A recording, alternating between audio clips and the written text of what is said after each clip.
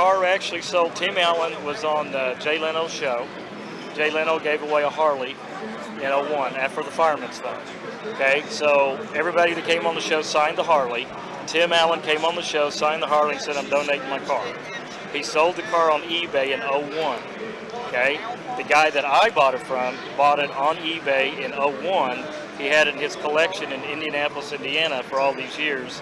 Then something happened in his life. He got rid of all his cars, his business, everything, and that's when I had a chance to buy the car. Wow. So this car is supposed to be from year 2 through year 9, and then that's about what I know about it. Has it been restored, or is that the original? That's the way it was. I haven't done a thing to it since I purchased it, and he didn't either.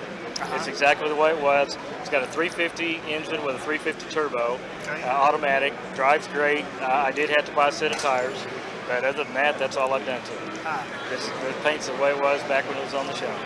That's amazing. Yeah, so everything is just like it was. It's got tweed interior, Chevelle steering wheel, you know, that's just exactly what it was then. So it's a fun car, drives great.